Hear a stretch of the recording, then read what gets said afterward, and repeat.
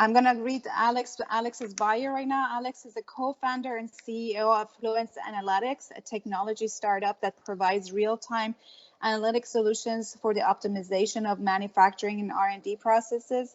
His vision and leadership took the Tulane University spin-out from the patented laboratory concepts to a company delivering innovative hardware and software solutions for process monitoring and optimization to chemical, biopharmaceutical manufacturers. Fluence Analytics has raised over $13 million in equity funding from institutional and venture capitals, such as Energy Innovation Capital, Diamond Edge Venture, Strategic Venture Group for Mitsubishi Chemical Holdings, Yokogawa Electric Corporation, and JSR. The AIChE company has more than 25 members, and it's been in several multinational chemical and biopharmaceutical companies and customers. Additionally, Fluence Analytics products are now in use in 3 continents. Prior to Fluence Analytics, Alex worked as an associate director for operations and strategy at Polymer, a Tulane University and R&D center that is active in fundamental and applied polymer research.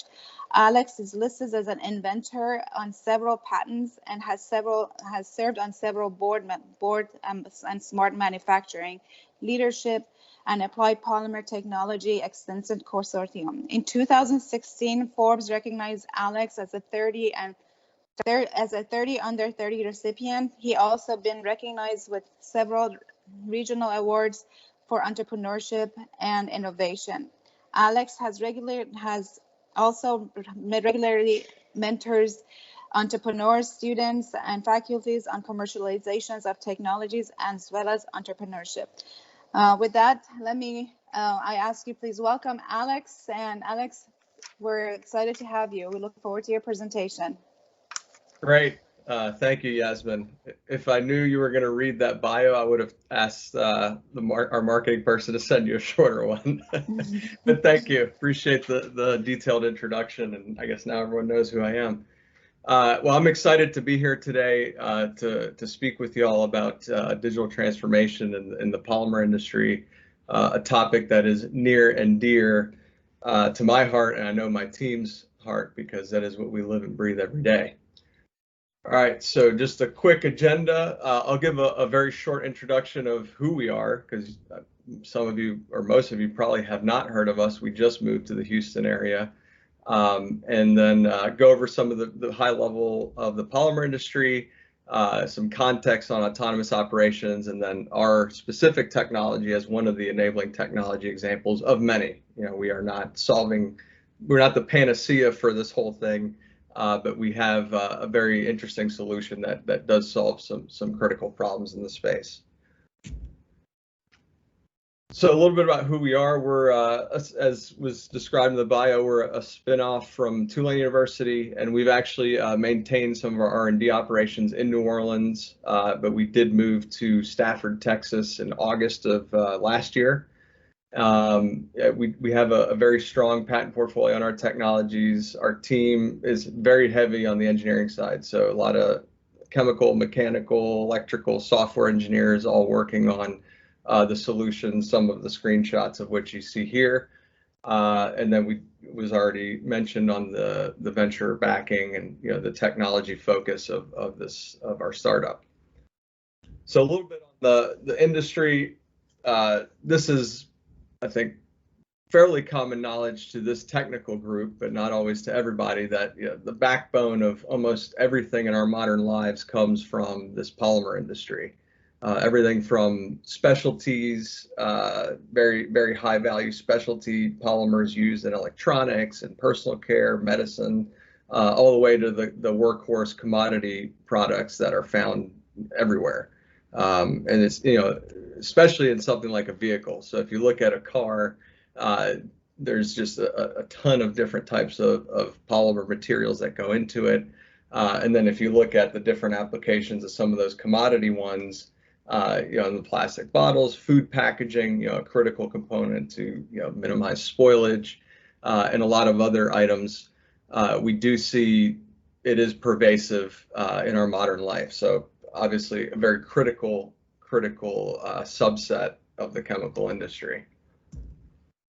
On the commodity side, very typically these are continuous processes, high volume production, part of a large integrated petrochemical site in most cases. A lot of, you saw before, a lot of very high volume applications, although there is a push to start to impact the performance properties of these materials. So going into a little bit more specialized application for these commodity materials. Big focus obviously is always on cost, yield, and quality enhancements. And this, anytime you have a big continuous 24/7 operation, that's always a big push. And then a lot on the specialty side, this is batch processing, low volume, higher margin production. Typically, this would be even farther up the value chain, leveraging a lot of the basic chemical feedstocks that are generated from something like, you know, a fully integrated petrochemical site, like I mentioned before. And in a lot of cases, these plants and these reactors are pretty versatile. There's typically a high product mix. You have a lot of different applications and end uses. And then these companies, they're competing globally. They have excellent R&D teams, so they're constantly tweaking and launching new products and targeting different applications. So there's always a change in that product mix as things evolve. And in this case, there's different focus, but a lot of times you're limited in capacity. You have, you know, a set asset, or you can't expand too much. So trying to squeeze more out of those reactors is important. And then quality, especially, is always very important in this. Which is one of the reasons why you know, real-time analysis is important. If you look at ways to streamline your process, you're obviously going to increase overall yield, or if you find ways to run at higher concentrations or things like that. Your cost side, you know, you have your material inputs, your labor inputs, your energy inputs, all the things that you could try to minimize to reduce costs. But quality really is where you can make a lot of difference. That is effectively what these companies are selling to their customers. So the performance of this material, of whatever the material is in that end use application, is really what either differentiates someone in the marketplace or not. And so that is a big push, and being able to standardize quality. I mean, most companies we work with are typically multinational, global, so they'll have sites in multiple regions, and you know, they do a lot of times sell the same product mix. So how do you make sure that you're always delivering the same thing no matter where it comes from? That's always a big push in a lot of companies. And then now, as we're seeing, you know, we're generating a lot of plastic, we're using a lot of fossil fuels. There is more and more sensitivity and attention being given to the environmental and sustainable parts of the industry. So anytime you could do more with less, that's obviously good. And anytime you could find alternate pathways to generate these materials, whether they're bio-based or they're recycled, whatever it is, that always is helpful as well. So these are typically the areas that people are focused on. And in today's environment, it almost feels like things just continue to accelerate. The number of challenges, you know, the way we have to be able to react to them, it seems to just be moving faster and faster. And there's all these different parts of it, especially in this industry, where being able to focus on optimizing profit. I mean, supply chain, that is a massive issue for a lot of people right now. And having visibility into that supply chain always was a challenge, and now it's just particularly acute. Workforce, I think every company I've spoken with has some kind of initiative or effort to manage that changing workforce and all the knowledge that is looking to be transferred as the workforce changes. And then the business environment, as we see, is constantly changing, whether it's by geography, whether it's feedstock prices, oil prices, whatever it is. There's always significant change there. And then this push on sustainability, as I mentioned before, and then the new wrinkle we've all been living with, which seems like forever now, but I guess nearly 2 years, is this global pandemic. And then how that's impacted workforce, personnel availability, ability to work in a plant or in R&D facility, or all of a sudden you weren't able to have everyone in the same place all the time. So some of the things that popped out of that have highlighted a lot of the shift in where the industry is looking to go. And so looking at this, the North Star for a lot of these is to move and shift this industry towards autonomous operations. So if we look at the profit optimization example, I think anytime we can be more data driven and have more feedback control in operations, that's going to continuously drive that effort. So that's something that is usually in the DNA of most companies anyway, but it becomes more and more important as we're competing globally. The supply chain visibility, the more we can connect that supply chain, at least in the digital space, so that there's forewarning or visibility into certain events that might happen, there could be improved planning in that regard.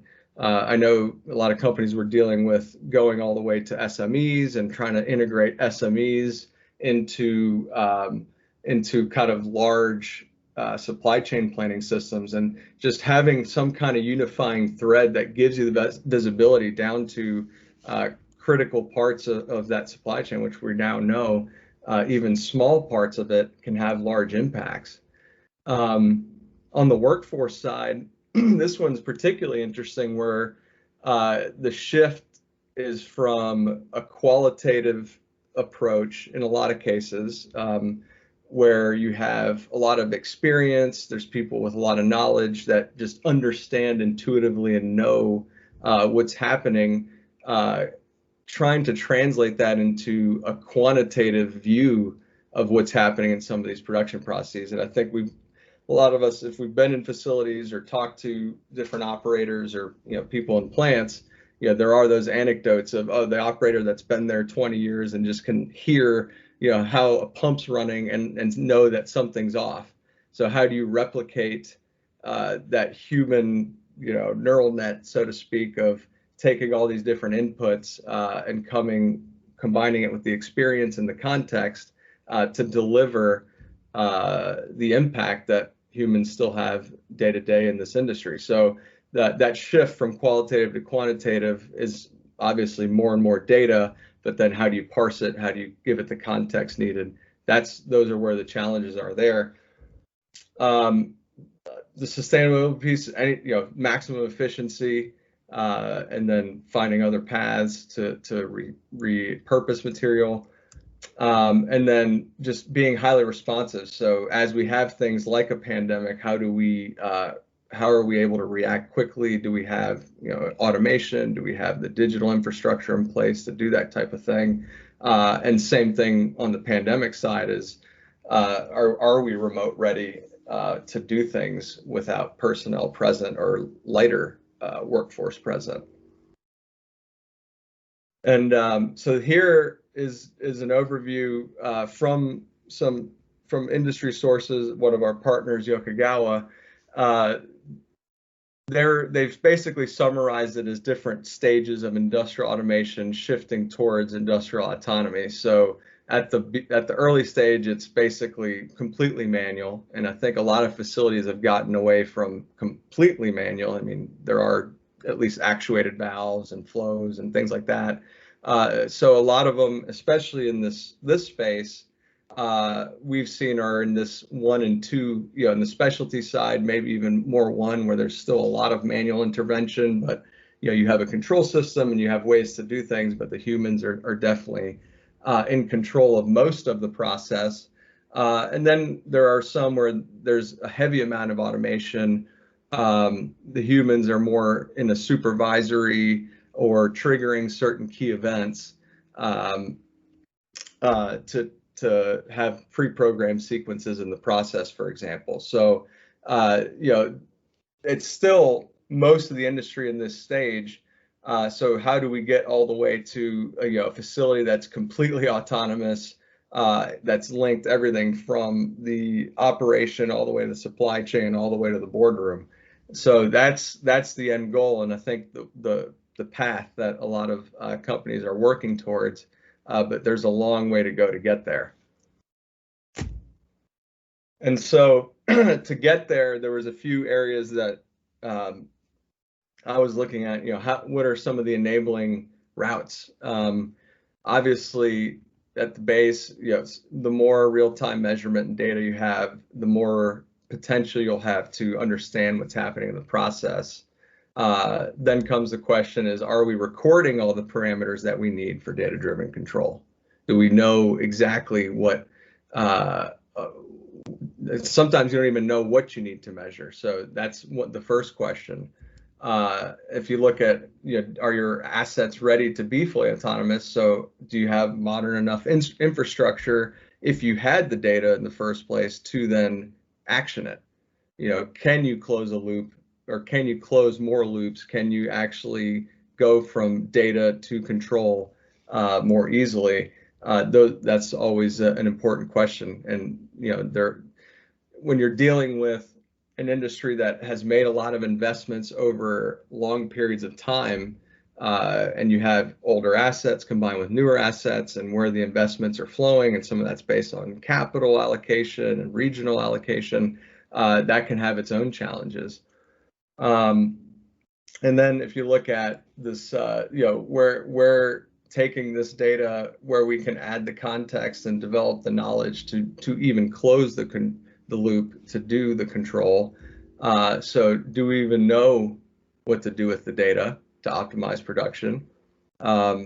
Sometimes that's not the case. Sometimes you have to learn about the process enough to be able to know what to do to optimize it. And we have seen that a lot. There's a lot of knowledge in the chemistry and the processing, but there's still a lot of parts that are theoretical or unknown because they haven't truly been evaluated or measured. And then the autonomous control piece is, can you take that knowledge and actually drive control in a safe way, in an efficient way? So those are the steps. And this is very high level and just something that I was thinking through.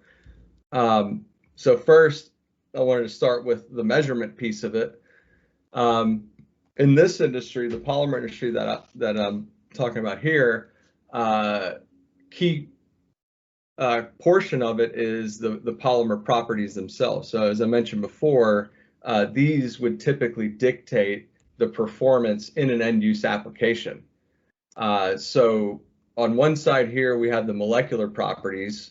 So microstructure, the architecture of these long chain molecules, identifying the chain length, molecular weight, or composition, or residual compounds if you have to meet certain specifications for FDA or EPA. So this is the molecular piece, and these molecular properties are what then dictate that mechanical performance. So these are the tests of, okay, if it's a plastic and I need to injection mold it, how is it going to go through the mold, for example. So then these are typical tests done: tensile strength, viscoelasticity, melt point, glass transition temperatures, or visible optical qualities. Is it cloudy when you need a clear property, for example.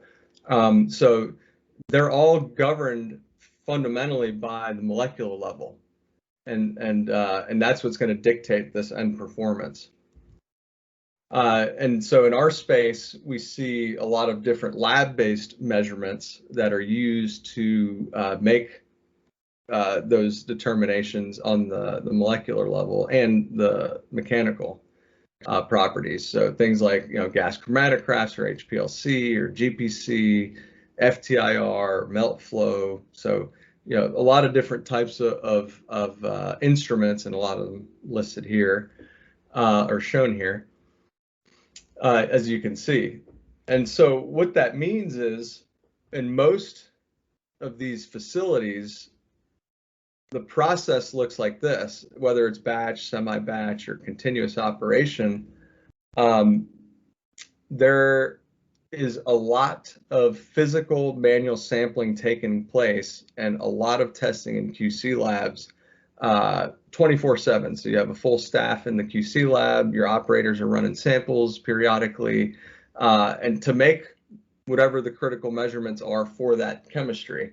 And so what ends up happening is typically you're getting, say it's end of a batch, you're just getting a one data point on what you made with no information on how you got there or anything like that. It's, what did we make? Is it on spec? Is it, did we hit our minimum requirements for certain things? And, off we go. And, the reality is most of the time, this does work. This process is working. People are making plenty of product and making money. But there is a lot of room for optimization because you don't have that information about what happened throughout the whole evolution of that reaction. And same for continuous. We've been to plants, they're running back and forth every hour, every 2 hours, just to make sure as they're doing grade transitions or to monitor if there's any deviations from steady state operation on what's most important, which is, again, the properties that are being delivered to their customers. So that is still all heavily done in the lab.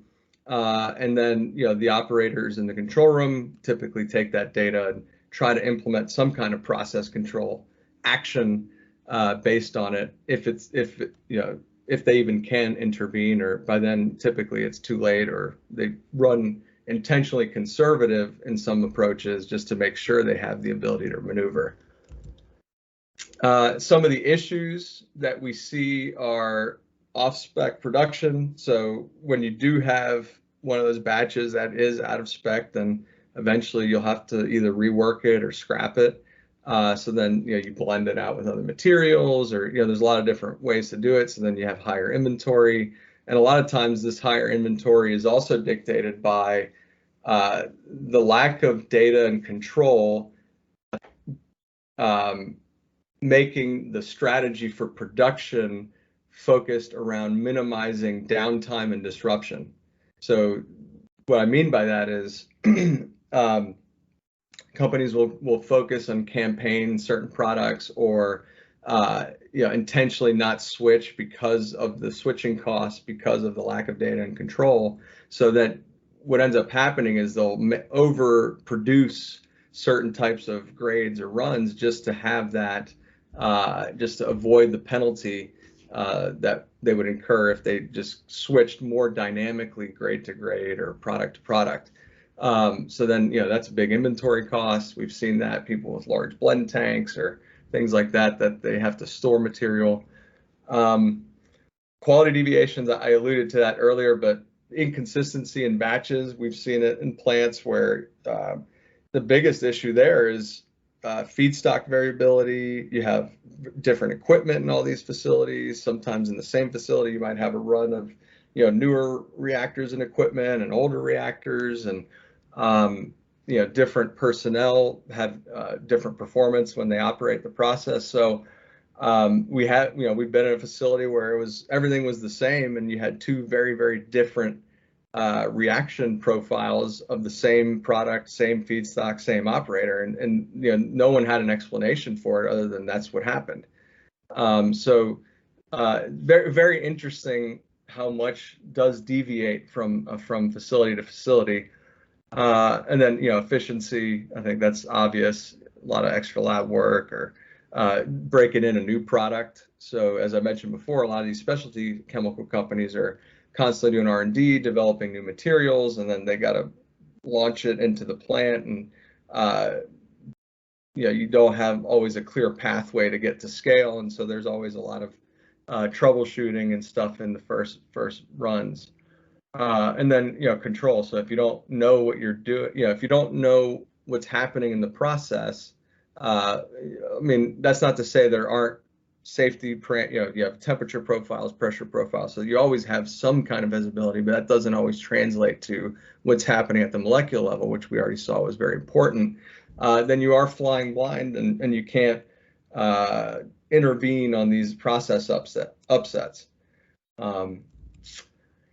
So with all that context, we were doing work at Tulane, and we developed this technology basically to take that lab and automate it and put it next to a reactor. We started in the lab when we did it, but what we're doing is we're actually physically, continuously taking sample, making dilutions and measurements on it, and then we've developed a series of algorithms that takes that continuous data feed from the internal detectors of our system and outputs specific properties of interest, things like molecular weight or composition. So we have a multi-detector approach that's completely automated with very powerful computational capacity, all boxed in to our product there. And what that enables is that optimized process control. So now, we're able to deliver that real-time data into the plant.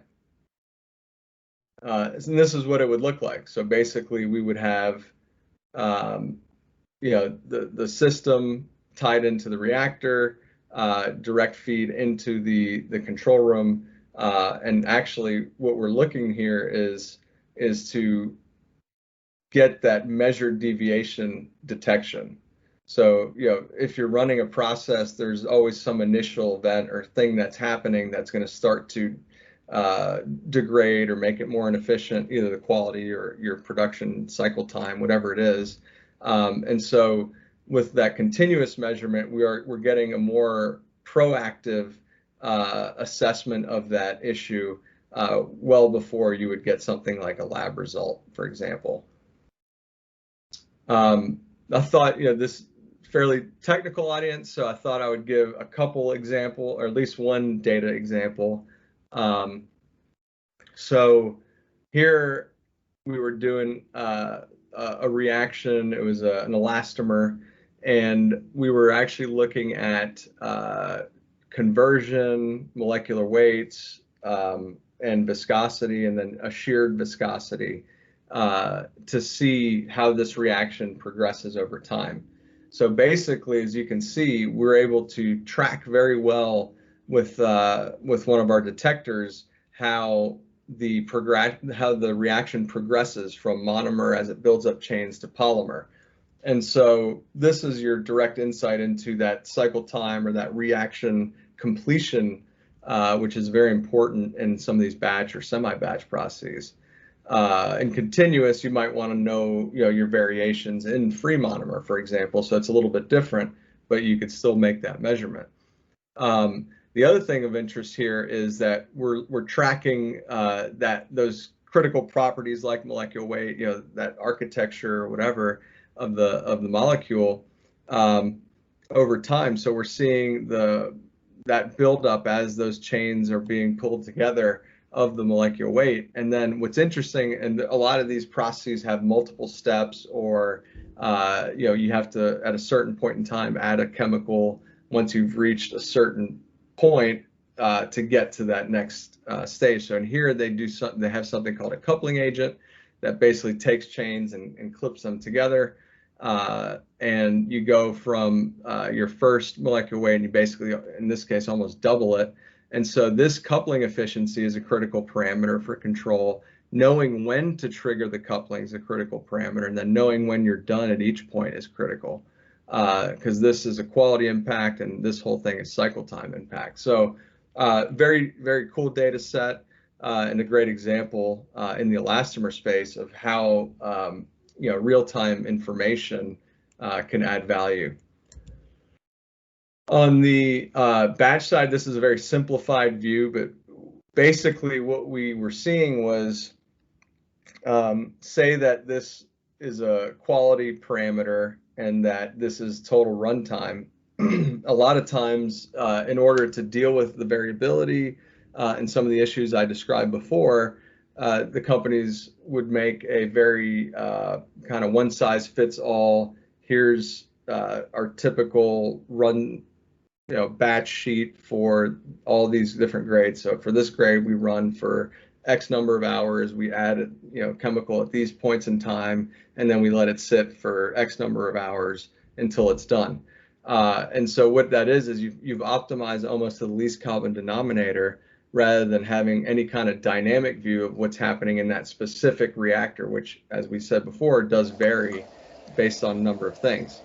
So Alex, can I interrupt you for a second? I just want to make sure I'm getting some messages that some people aren't seeing your screen.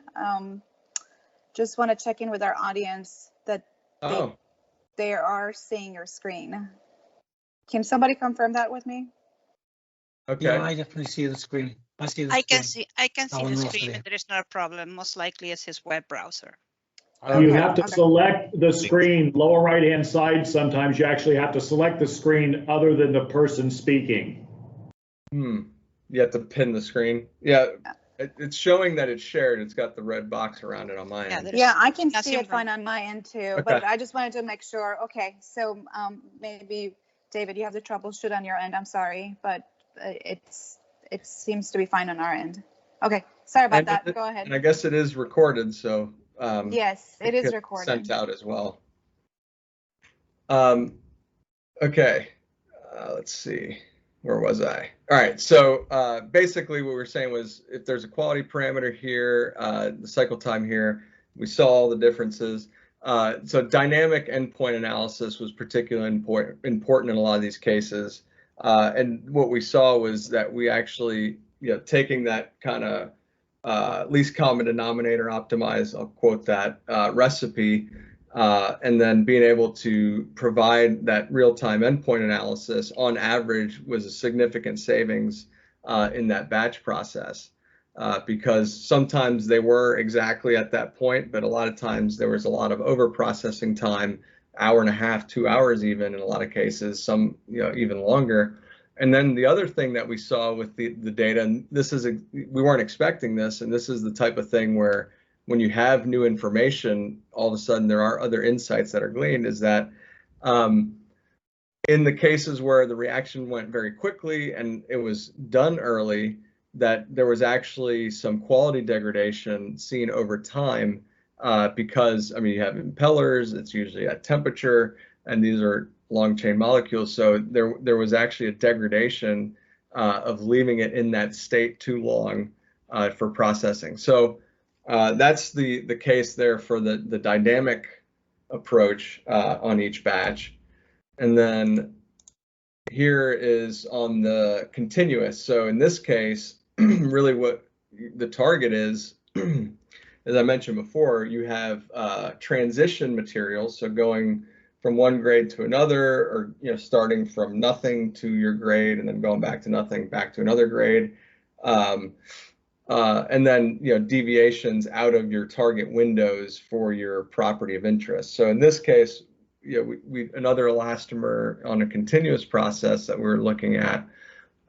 Basically, you would have grade A here, grade B here. This is your target window that you're trying to get in spec. And what we saw was that this transition time was typically fairly conservative because there was a delay. You're waiting on lab confirmation to make different adjustments. And so before going into a more aggressive approach without the visibility, the risk was too high to overshoot or have some other issue. So in this case, you take a sample, you're an hour delayed before you get data. Think the residence time in the reactor. So if you factor in all that, not having that information does give you some headaches when you're trying to control, especially if you're controlling with these single data points. So the case here was fairly clear that if you had a real-time insight into that property, which is a key property, then you would be able to potentially optimize your transition time, therefore reduce that off-spec, and then immediately know if you drifted outside your target range to take a corrective action before you found out an hour or two later. By that time you've made hours of off spec. And so that's the other advantage there. I think I kind of went over some of this already, but basically we're looking at materials that are in bulk phase, solution phase, melt phase, whatever it is. But we are doing, because we're making molecular type measurements, we're doing them at low concentration. And so a lot of what we've had to automate and develop is that front end of sampling, conditioning, and dilution to go from a very, very high concentration reactor medium down to a low concentration in our detectors so that we can make the analyses that I was showing before. So that's really, the overview of the technology. So there's flow, and it continuously flows through. So it's just constantly diluting, conditioning, and measuring all as a continuous stream out of the reactor. So there's that. And then, the next phase I was talking earlier was the autonomous ready assets. So that's fairly well-known stuff. Do you have enough other sensors, besides something like what we were talking about, which is the complete analysis of the properties. But, most plants have a lot of pressure, flow, temperature sensors everywhere. So do you have enough of those to be autonomous? Do you trust them? Are they reliable? Do you have the right actuation even? Are you still turning valves in some cases, or do you actually have, digital or pneumatic actuation available for the valves? And then, do you have an automation system, a newer, at least, control system capable of executing some of these loops? And then the data infrastructure, how you looking at the data as it comes out of that system? Are you able to access it easily and mine it easily? So that's always very important.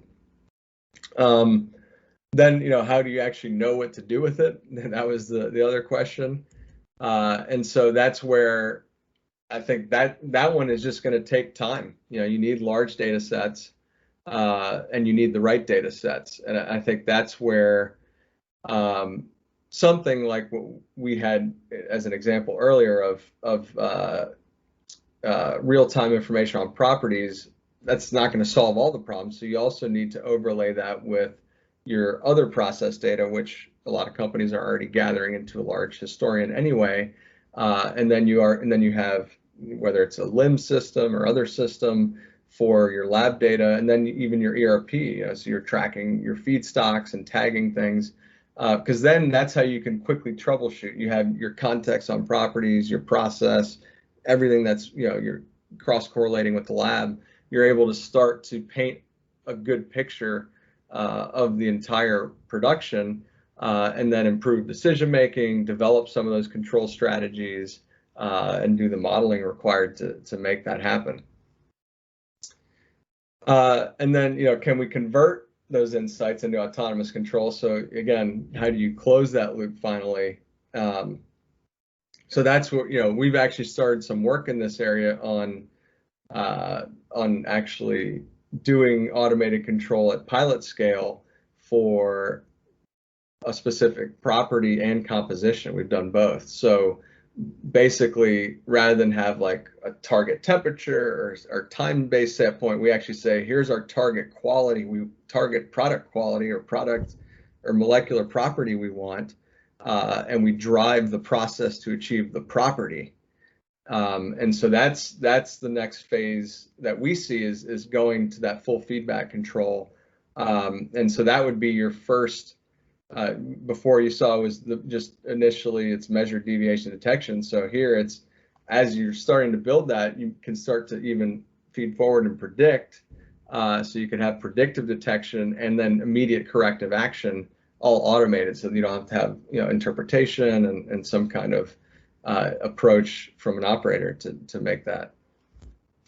And if you look out there, there's a lot of opportunity for improvement. As I mentioned before, for the costs and quality, et cetera.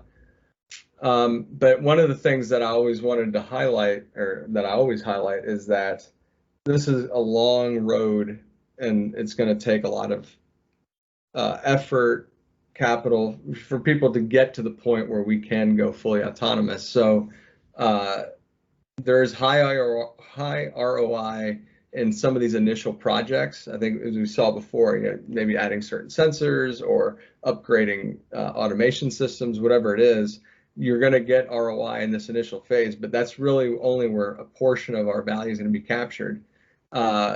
It's once we've set that foundation where we get the process knowledge and the data context and then the feedback control, that's where we're going to get the most of the value of these projects over time. So it's interesting to see the strategies different companies are taking to work their way through this path to get to that approach.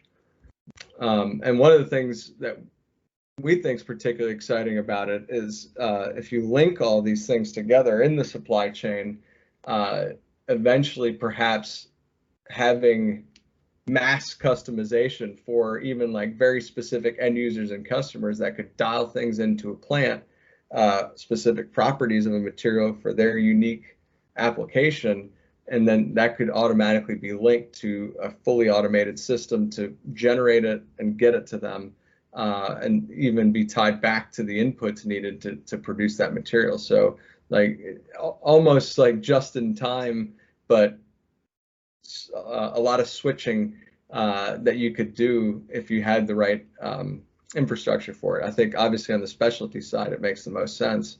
But that's a very interesting opportunity we've actually discussed with a few companies. And as you saw before, I think the North Star here on a lot of these is going to be moving more towards that autonomous operation.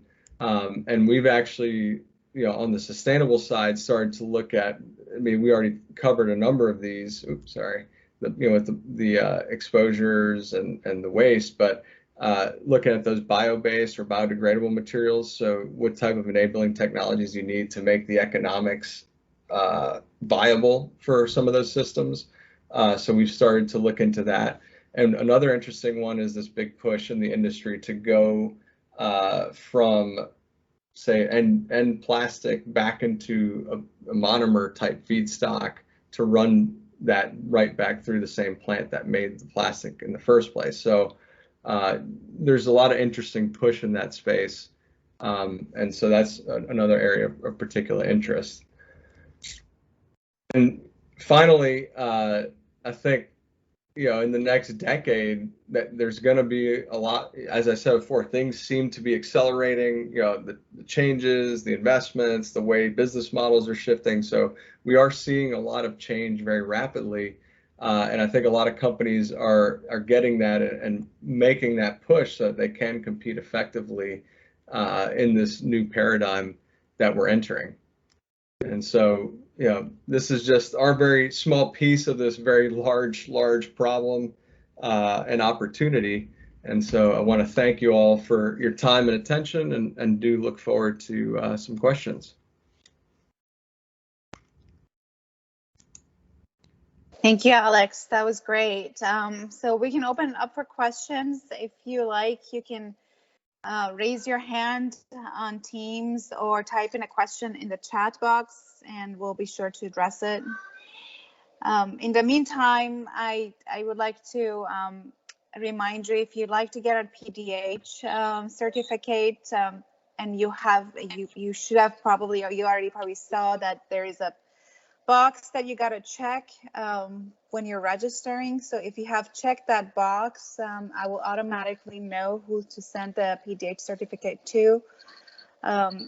If you haven't, if you think you didn't sign the box, I'm happy to provide my email address so you can email me separately. And if you have any questions, feel free to raise your hands or type it in the chat box.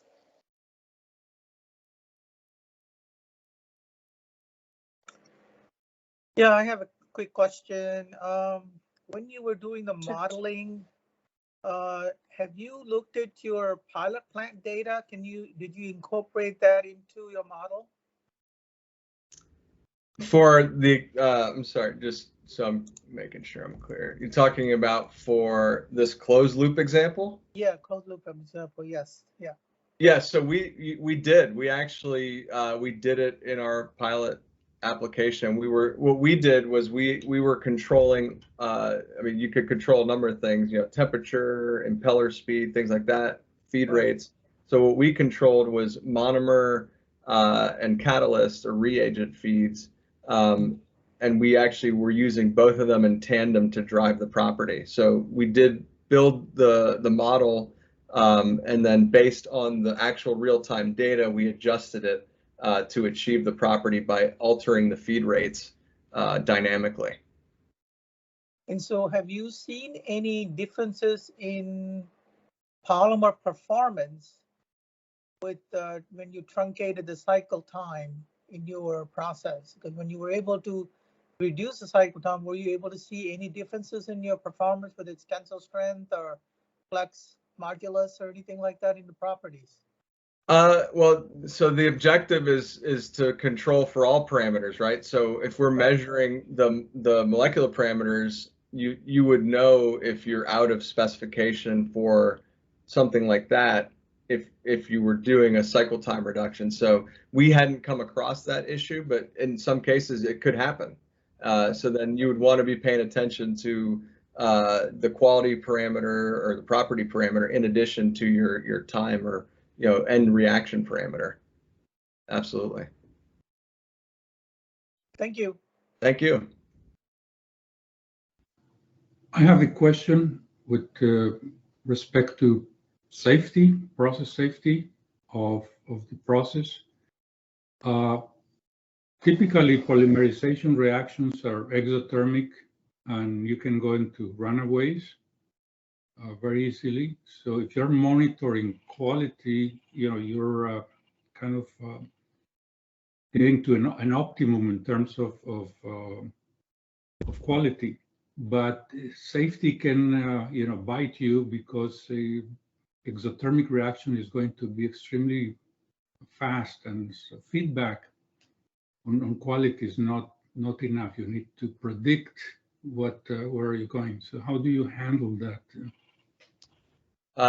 Well, we have not gone full scale yet with that control, and frankly, our strategy, and as we've discussed with a number of companies, is to leverage the safety guardrails that are already in place. So we wouldn't plan to want to override anything on the safety side. And typically the customers know a lot more about the capabilities of their plant.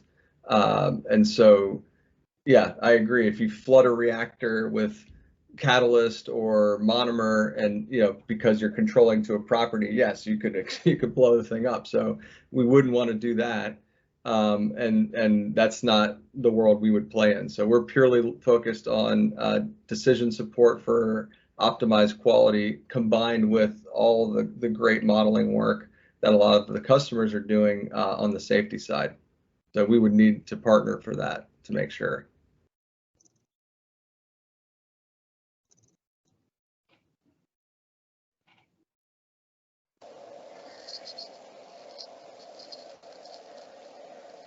Thank you, Alex. Anybody else has any last minute questions? We still have a few minutes to address them. I just sent you my email address on the chat box. In case you didn't check the box for the PDA certificate, you can email me separately. Otherwise, if there's no other questions,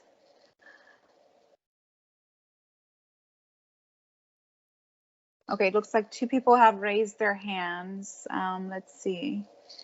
John? Can you hear me? Yes, we can hear you. Okay.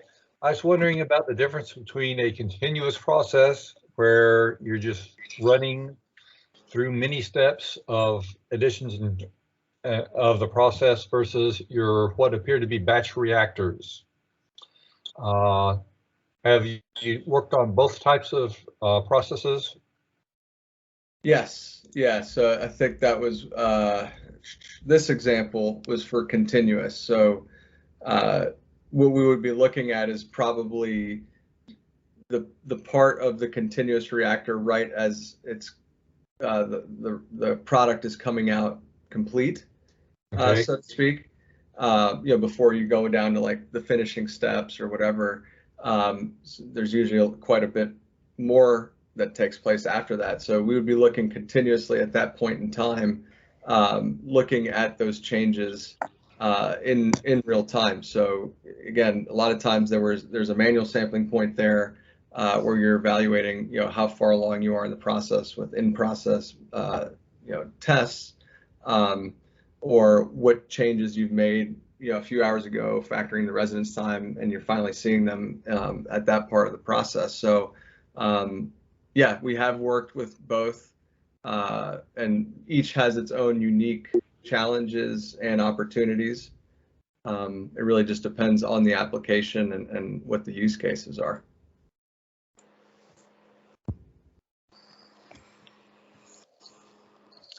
I see Jack has raised his hand. Jack, did you already ask your question, or do you have another question? Jack? Okay. Yes, I already asked the question. Okay, thank you. Just making sure we address everybody's.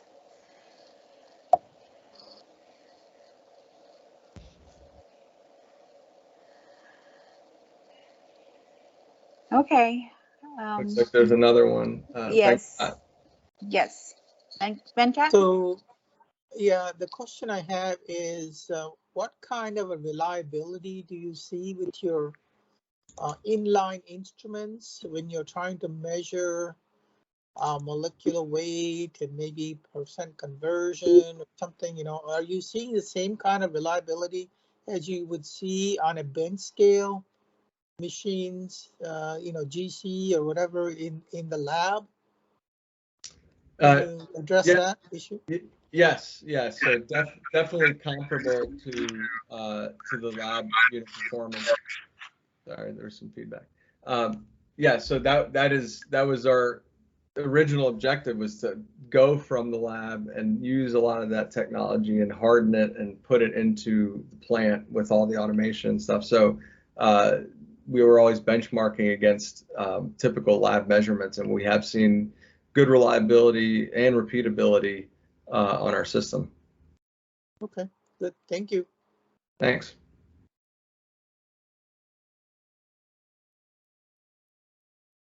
Well, thank you so much, Alex. This was a great presentation. I'm sure our audience learned a lot. I don't see any more questions. So with that, I want to just thank Alex one more time and kind of give you guys an instructions for the next step. And originally we had planned to have this meeting in a hybrid form. So we was set up to have a social hour between 6:30 to 7:30. Since we are now, everybody is attending this remote, we have a little gap. Please log on to the main presentation link that was provided to you at 7:30 for the keynote speaker. There will be announcement, and our keynote speaker will be at 7:50. So Alex, thank you so much again. We appreciated this presentation, and we look forward to continue the conversation and networking and seeing you guys at 7:30. Great.